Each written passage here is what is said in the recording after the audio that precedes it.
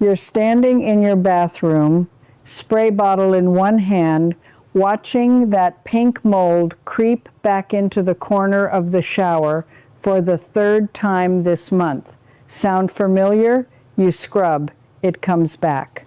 You buy a stronger cleaner, it still comes back. Here's what I finally learned after years of losing my Sundays to this. The problem was never the mold. It was everything I was doing to fight it. For a long time, I cleaned my home the standard American way, more products, more muscle, more exhaustion. Then I started copying how Japanese homes stay clean, and the work shrank dramatically. Stay with me, because the final trick, the one built on a centuries-old habit called susuharai, is the one that finally erased my scrubbing days for good. And every single thing I'm about to show you works in a tiny apartment or a rental. No drilling, no permission needed. Let's fix this together. Let me start with the one I fought the longest. For years, my shower routine was a war. I'd let the water dry on the glass and tile, watch the mildew bloom, then attack it every weekend with the harshest bathroom spray I could find, holding my breath through the fumes. I thought that was just what having a shower meant. I was wrong. In most Japanese bathrooms, there's a small squeegee hanging right inside the door, and after the last person showers, they take 30 seconds, literally half a minute, to wipe the water off the walls, the glass, and the fixtures. That's it. Mold needs moisture to grow. No standing water means no mold, which means no scrubbing, which means no fumes, and no wasted weekend. I bought a cheap squeegee for about $6 and hung it on a suction hook. Within 2 weeks, the pink film that used to haunt my grout was simply gone because it never had the water it needed to start. I wasn't cleaning harder. I'd removed the reason to clean at all. But wiping the shower was just the surface, because the next habit I broke changed how dirty my entire floor got in the first place. Think about how you walk into your home, straight through the door, shoes on, right across the carpet and kitchen tile without a second thought. I did that for 30 years. Then I'd wonder why I was vacuuming twice a week and still felt like the floors were never truly clean. Here's the thing I never questioned.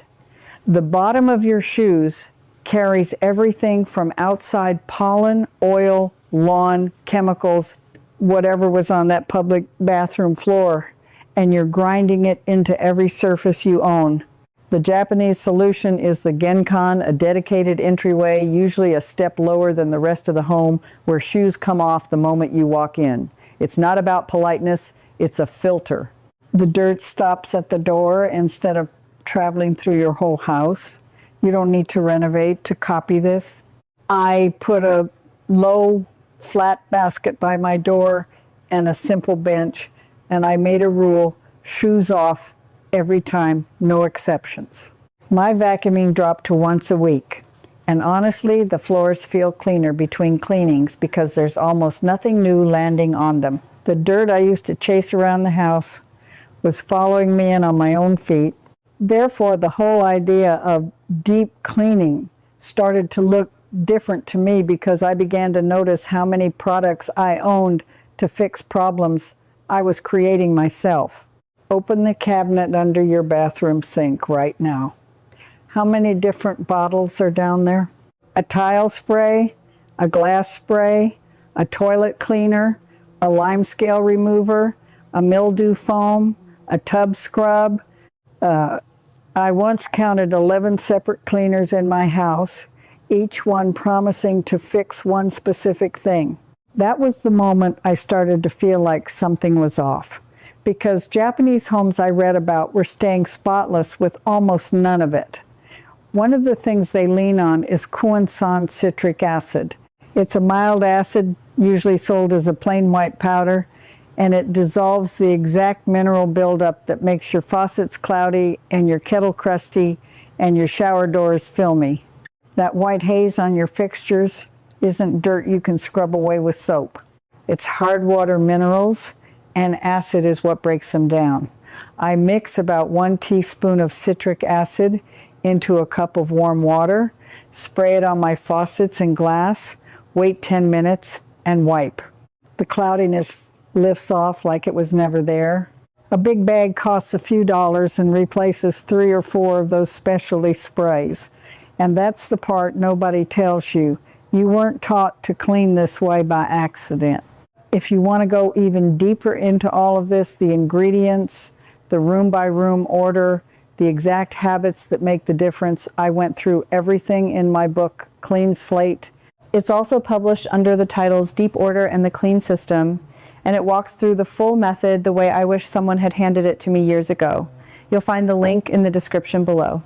But back to what I was saying, because once I understood how simple this was, I had to ask myself why I ever believed I needed 11 bottles in the first place. Somewhere along the line, someone decided it was more profitable to sell you a different bottle for every surface in your home, a separate product for glass, for tile, for grout, for stainless steel, for wood, for the toilet, for the tub. Each one with its own scent, its own label, its own promise. The harder and more complicated your routine felt, the more you bought. The Japanese approach quietly exposes that whole game because it runs on a tiny handful of cheap, basic ingredients that handle almost everything. Take Kuso baking soda. It's mildly abrasive. It neutralizes odor instead of covering it, and it cuts through grease. I keep a small shaker of it in the kitchen and one in the bathroom. Greasy stovetop, sprinkle, wipe, done. Smelly drain or trash can. A spoonful kills the odor at the source instead of spraying a floral cloud on top of it. I used to buy air fresheners by the case, plugging them into every outlet, and my home still had that faint underneath smell. That's because I was masking, never removing. Once I switched to actually neutralizing odors, the plugins went in the trash and never came back. Therefore, the whole shelf of products started shrinking, and so did the clutter I'd been storing to hold it all. Now look down at your bathroom floor. I'll bet there's a bath mat sitting there, damp, and probably a few bottles of shampoo lined up on the edge of the tub, a razor on the shelf, things resting on the floor around the toilet. That's exactly how mine looked. And every single one of those items on the floor is a thing you have to move, clean around, and put back. Plus the floor stays wet longer because the mat traps moisture against it. In Japanese bathrooms, the guiding instinct is to get everything up off the floor. Bottles hang from hooks or sit on a rack with an open bottom so water drains and air flows. The floor stays clear, which means it dries fast and wipes in seconds. I moved my shampoo and body wash onto a hanging caddy, switched to a fast-drying mat that I drape over the tub edge instead of leaving flat. And suddenly, my bathroom floor went from a daily damp obstacle course to a clear surface I could wipe in under a minute. Nothing sitting in a puddle, nothing breeding mildew underneath. The room felt twice as big too, but keeping surfaces clear only works if you actually have less stuff to begin with, and that's where I had to face my biggest lie. Here's a habit almost everyone shares. When your space feels cluttered, you buy organizers, bins, baskets, drawer dividers, closet systems. I did this constantly. Every time my home felt chaotic, I'd spend a Saturday and $40 buying containers to hold all my things more neatly. And a month later, it was chaos again. Just chaos inside nicer boxes. What I completely missed is a Japanese concept called danshari. 3 ideas meaning refuse, dispose, and separate. The whole point is that organizing is what you do after you've reduced, not instead of it. You cannot organize your way out of owning too much. When I finally stopped buying bins and instead went through one drawer at a time asking whether I actually used each thing, I got rid of maybe a third of what I owned. And here's the magic. The things that were left didn't need special organizers anymore because there was finally enough room for them to just sit where they belonged. I'd been spending money to store objects I didn't even want. The relief of that empty space is something I can't fully describe. You have to feel it. Therefore, the way I stored what remained changed completely because I discovered I'd been folding and stacking everything wrong my entire life. Picture your dresser drawer, t-shirts stacked in a pile, one on top of the other. To find the one at the bottom, you dig and the whole stack topples, and now you're refolding everything. I lived that frustration daily. The Japanese method, made famous by the organizing expert Marie Kondo, is to fold each item into a small rectangle and stand it up vertically, like files in a filing cabinet, so every single piece is visible at a glance. You open the drawer and you see all of them at once. No digging, no collapsing stacks. You pull one out and the rest stay perfectly in place. I refolded my whole shirt drawer this way in about 20 minutes, and I have not restacked a toppled pile since. It sounds almost too small to matter, but multiply that tiny frustration across every drawer, every day for years, and you realize how much quiet effort you were spending just to find your own clothes. The same trick works for towels, for kids' clothes, for socks.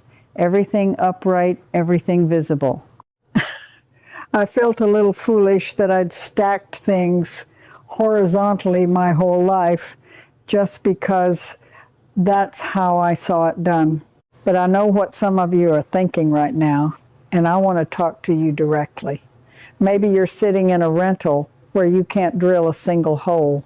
Maybe you share a small apartment and you're convinced all of this is meant for people with big houses and their own laundry rooms and endless cabinets. I hear you, and this next part is built for you specifically, because the truth is these Japanese methods were born in some of the smallest living spaces in the world. Homes in Tokyo are famously tiny, and that's exactly why these habits exist. Nothing I've shown you needs permanent changes. That squeegee hangs on a suction hook that peels off clean. But here's the one I want you to hold on to, the tension rod. In Japan, tension rods, called tsupari bo, are used everywhere to create storage out of thin air with zero tools and zero damage. A rod wedged inside a cabinet doubles your shelf space.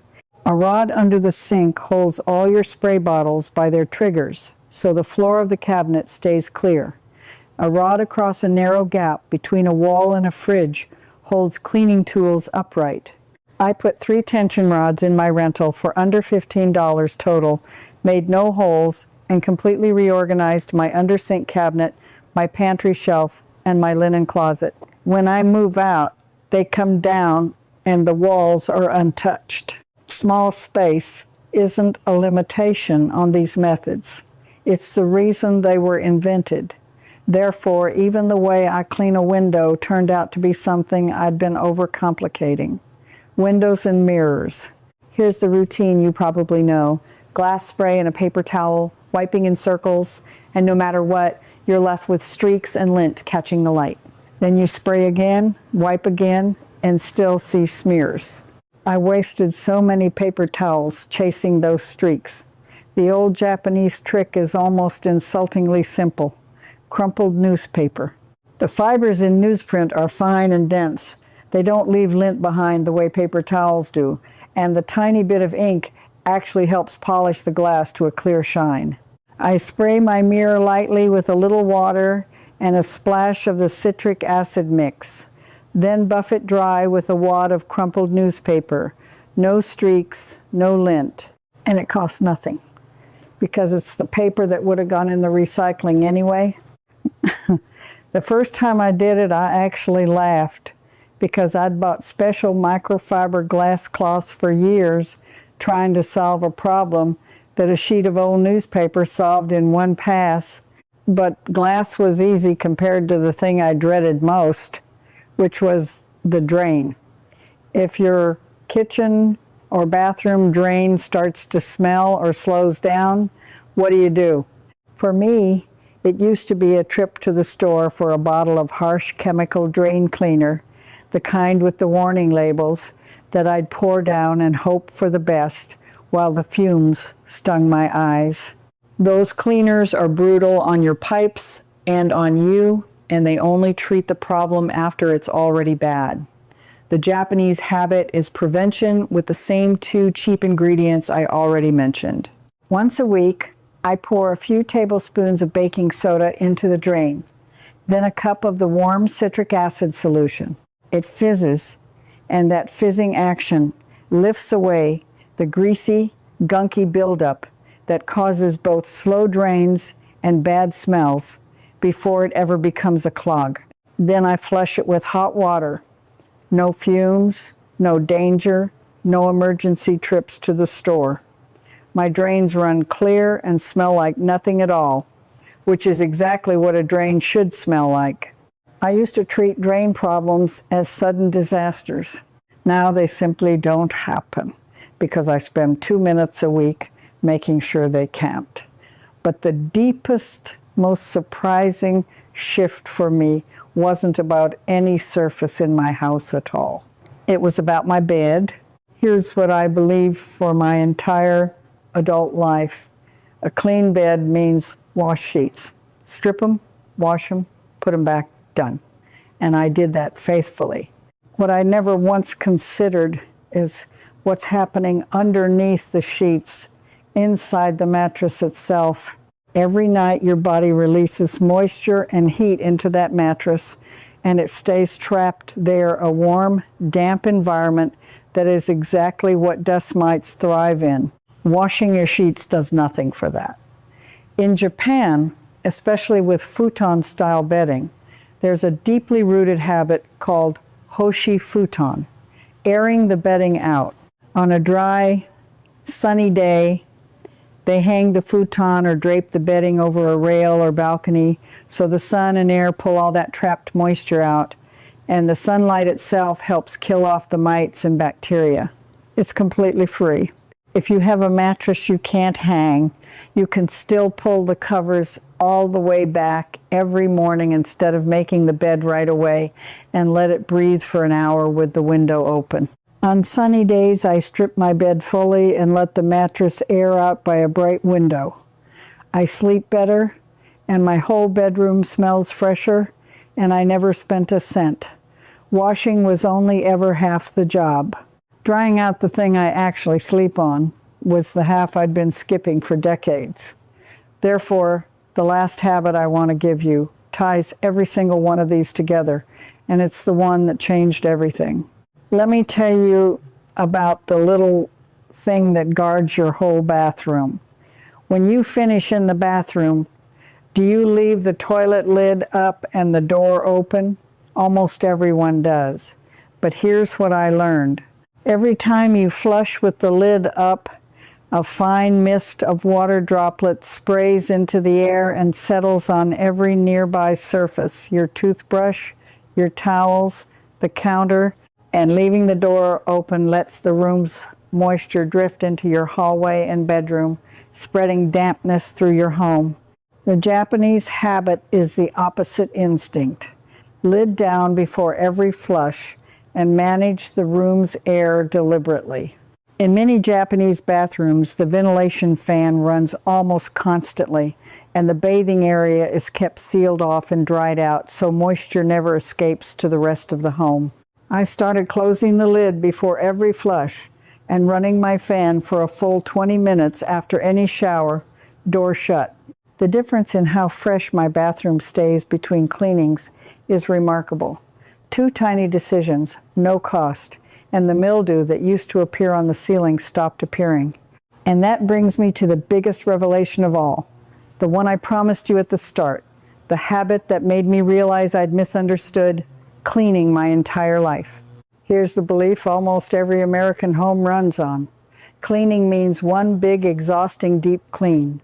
You save it all up, you dread it, you spend a whole Saturday scrubbing top to bottom, and then it slowly falls apart until you do it all over again. I lived that cycle for years, always behind, always guilty, always about to catch up and never quite there. The Japanese have a completely different model, and it comes from an old tradition called susuharai, the great soot sweeping. It dates back to the Edo period, hundreds of years ago, when temples and homes would do a ceremonial deep clean. And it traditionally happened around the 13th of December to welcome the new year clean and fresh. That grew into the modern practice of osoji, the year-end cleaning. But here's the part that reframed everything for me. The genius of it isn't the one big clean.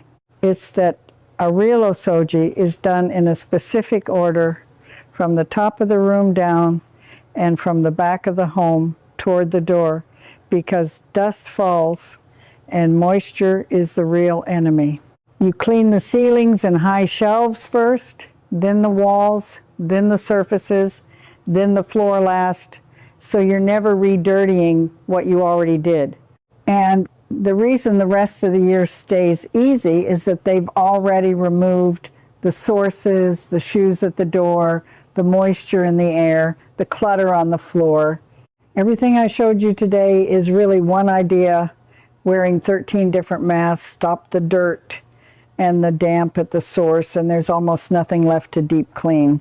This weekend, try one real osoji the right way, top to bottom, back to front, windows open, everything aired out.